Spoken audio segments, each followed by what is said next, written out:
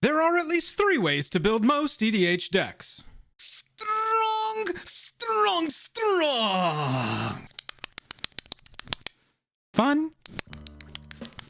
Fun. Mean. Let's look at the strong, fun, and mean ways that I would build slivers in EDH. And the video starts right now.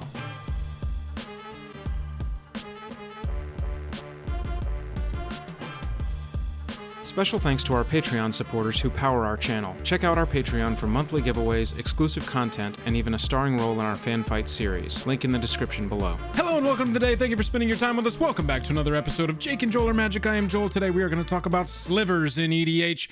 But first, if you would, go down there, hit that like button, hit that subscribe button. It really helps us out. Let's look at some slivers. So we have got a strong, fun, and mean way to build slivers. I have picked 3 different possible legendary slivers as our commanders, and let's start with the strong one. That is Sliver Legion. I think here we can go with a beat 'em up, beat down, coat of arms taped onto a Sliver Legion strategy. This build is going to be about attacking. Place slivers, make them bigger, give them abilities, and punch through into your opponent's faces, hopefully winning you the game. Sliver Queen is going to be our fun way, and we're going to build the hive. We are going to try and make as many possible 1/1 colorless slivers as we can to have as many replications of all of those abilities on our little 1/1s that hopefully grow and have a ton of abilities. And then for the mean way, we are going to go with Cascade and the First Sliver. Sliver spells are going to get Cascade from the First Sliver, and we're going to play a lot more Cascades than just that. You better believe it. So for the strong way, Sliver Legion, 1 of each color. All sliver creatures get +1/+1 for each other sliver in play, and it's a 7/7. We've got a coat of arms style build here where all of our creatures on the battlefield are going to get bigger and bigger the more slivers we play. We can give them a lot of other abilities, and we need to focus on abilities that are good for attacking. So we're going to start with Sliver Hive Lord. It's another possible legendary leader for one of the commander builds of slivers that you can do, but in this attacking build, giving all of our attacking slivers indestructible is going to be huge for us. If we want to play all these slivers, I think that a good place to start is mana ramp. Giving all of our slivers the ability to be mana dorks for any color is going to allow us to get our Sliver Legion out onto the battlefield as soon as possible so that we can start punching through. Gemhide Sliver also gives the exact same ability. All slivers add 1 mana of any color to your mana pool.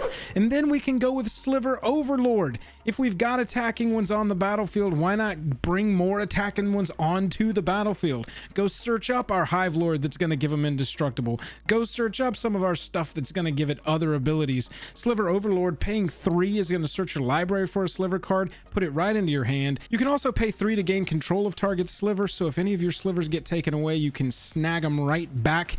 And if you can turn your opponent's creatures into slivers, you'll be able to steal them.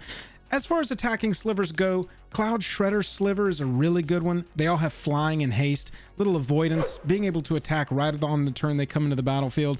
Bone Sight Sliver is going to give them all double strike, really good for an attacking strategy with slivers. Shifting Sliver can't be blocked except by slivers. Yeah, that's a really good one to run in an attacking build. Making them all unblockable, that would be huge, especially as a good finisher for just 4 mana. And then Spiteful Sliver, whenever they are dealt damage, they deal that much damage to target player or planeswalker. So Blasphemous Act suddenly turns into like a game winner for you. Anytime that anybody blocks and maybe even kills one of your slivers, that sliver's going to hopefully do some damage on its way out. Just more ways of pushing damage through if you're attacking with your Sliver Legion. After that, for the fun way, we have got Sliver Queen. 1 of each color. You can pay 2 to put a 1/1 colorless sliver creature token onto the battlefield. We're going to try and lower the cost of that ability, and we're going to take advantage of the multiple enters the battlefield triggers that you're going to have from all of your slivers coming onto the battlefield with Sliver Queen. Constricting Sliver is a great way to do that. All slivers you control have, when this creature enters the battlefield, you can exile target creature an opponent controls until this creature leaves the battlefield. So that suddenly is turning your Sliver Queen's activation into removal so that you can get the blocking lines out of the way. How about all slivers have, when this creature comes into play, destroy target artifact or enchantment with Harmonic Sliver? This is again, pay 2, destroy target artifact or enchantment. That's huge. That's absolutely wonderful. I talked about we're going to reduce this cost, and that's what we want to do with Training Grounds. This card will make activated abilities of creatures you control cost up to 2 less to activate. Obviously, it can't reduce it down to 0, but having 1 mana to put a 1/1 colorless Sliver creature token onto the battlefield and reactivate all of your Sliver ETB stuff, have a powered up Sliver from all of your other builds on the battlefield. This is a really good way to build this deck. Biomancer's Familiar has a really similar effect. Activated abilities of creatures you control cost 2 less to activate. Can't reduce the amount of mana, and ability costs to activate to less than 1 mana. So we're going to use these cards to reduce that ability to just 1 mana to put a Sliver onto the battlefield. Another card that does that is Heartstone for 3 mana. The cost of each creature ability requiring activation is reduced by 1. Obviously, it can't reduce it down to 0, but for us, we just need it to reduce to 1. Then we can make a ton of Slivers. If you're going to have all of these Slivers on the battlefield, it's a good idea to run Eldrazi Monument. It's going to give all of your Slivers +1/+1 and have flying and indestructible. I run this in the Sliver Queen build over other builds because at the beginning of your upkeep, sack a creature if you can't sack Eldrazi Monument. We're going to be able to do that really easily because we're creating a lot of 1/1s off of Sliver Queen's activation. Now, it is a mana-based activated ability, which means without that tap symbol in there, we can do it as much as we've got mana for.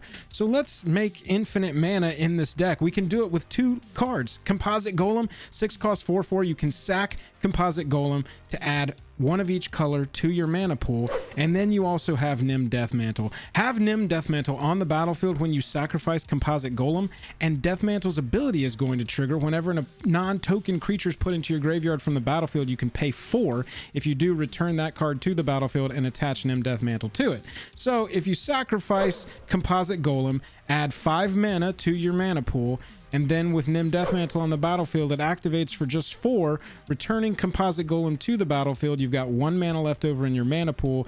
Nim Deathmantle's attached. Then you just sacrifice the Golem over and over and over again. Without interaction, you're going to be able to make infinite mana, and with Sliver Queen on the battlefield, make infinite Slivers.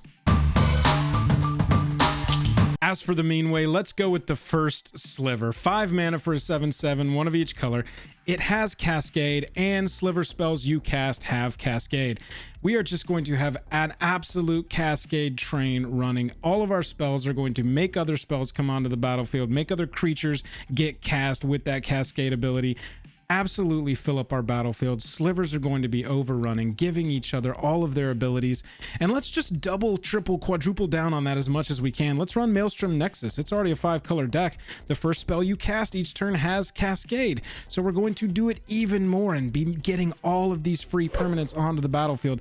Maelstrom Wanderer, here's another way to do it. Maelstrom Wanderer has Cascade. So we're going to get 2 Cascades off of a Maelstrom Wanderer casts, get free Slivers onto the battlefield, and just profit. Yidris Maelstrom Wielder, whenever it deals combat damage, as you cast spells from your hand this turn, they gain Cascade. So we get even more free stuff onto the battlefield. This is the kind of deck that once it gets ramped up and it can get going, it'll just cascade out of control and your opponents won't be able to stop you. Apex Devastator, I know it's not a Sliver, but having Cascade on there 4 times, 4 free Slivers out of your deck, this is absolutely a card you want to run in your 5-color cascading Slivers deck and just be super mean and absolutely getting all this free stuff.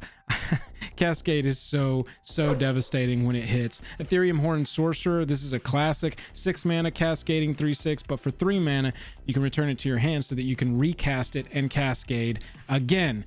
We also could run Sakashima's Protege. I love this one because it enters the battlefield as a copy of any permanent that entered the battlefield this turn. So Sakashima's Protege is sort of a Sliver because it's a shapeshifter, so it's already going to count. It's got Cascade, it's got a 6 cost for its casting, and it's going to enter as a copy of one of your other Slivers, so you're going to get more value off of any of that kind of stuff. Now, with a Cascade deck, a really good card to run is Crystal Shard. For just 1 blue mana, you can tap it to return target creature to its owner's hand unless its controller pays 1. You're going to choose not to pay 1 and return that Cascade card back to your hand so that you can cast it again.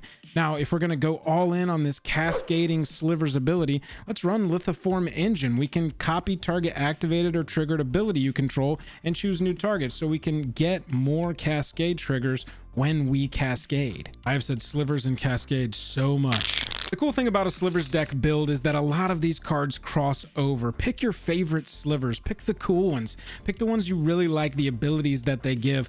Pick through this list. A lot of these can just be sort of mashed together, but I would encourage you when you're building your deck, have a way that you want to win in mind. If you want to build up a really strong stompy army, try Legion. That'll give you a coat of arms effect and make all your slivers bigger. If you want to go super wide and take advantage of a lot of ETBs, go with the Sliver Queen and just absolutely build a complete hive. And if you want to be super mean and get a lot of free slivers, go with the First Sliver, put some other cascade stuff in there, but make sure you run a ton of slivers and just have a great time. Let me know how you build your Sliver EDH deck, if you've got a clever take on it besides just jamming a bunch of slivers in there.